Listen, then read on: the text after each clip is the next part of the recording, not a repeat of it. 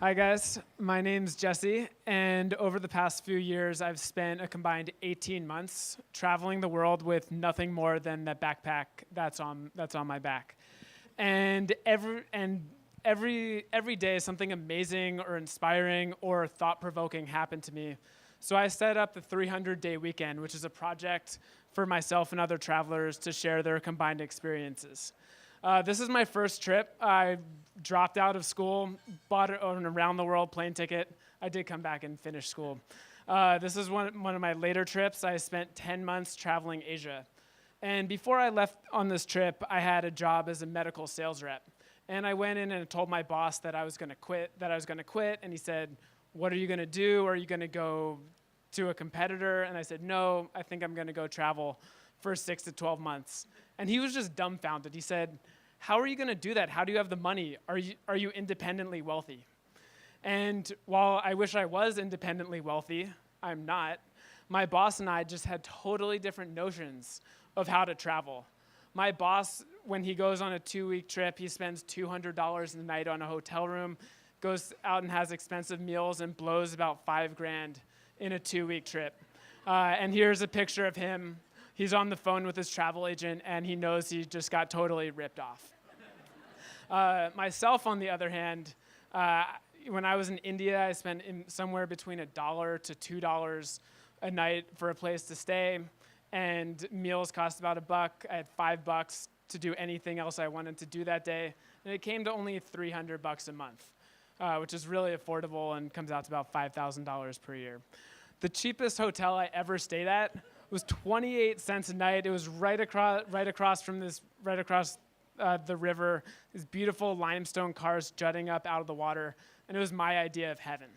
That's not actually true. That wasn't the cheapest place. The cheapest place I stayed at was free.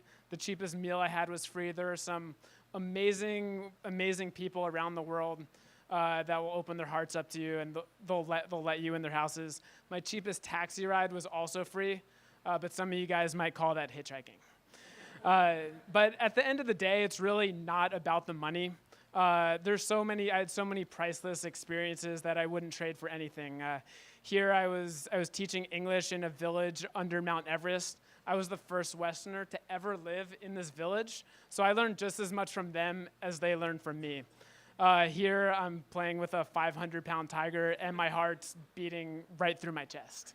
I also picked up some pretty cool skills. I learned how to spin fire, and I still do that occasionally at a party here or there.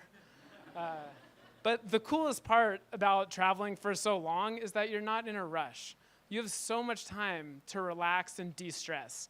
I spent 1 full month in this beautiful beach in Thailand, which is right below this lookout, and I was so relaxed and stress-free. I hadn't been like that since the summers in between elementary school.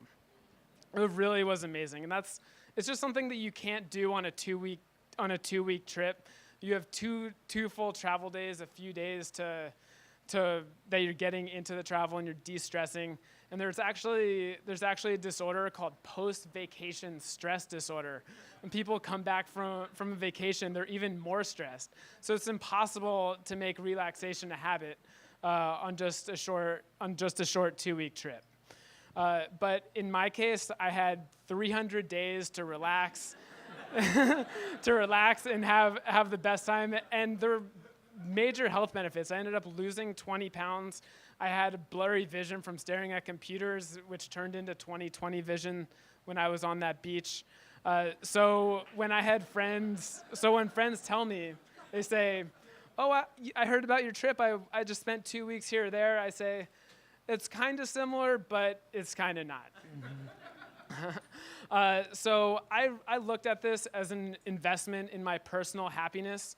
The average American works for 45 years, so I decided to take one of those years and just invest in my personal happiness instead of my career. I still have 44 more years to focus on that. People ask me, when should I go? There never is a right time, but every single traveler I've talked to has said it's the best life decision they've ever made. And if you want any tips, go to the 300dayweekend.com. You can read some stories from myself and other travelers. Thank you.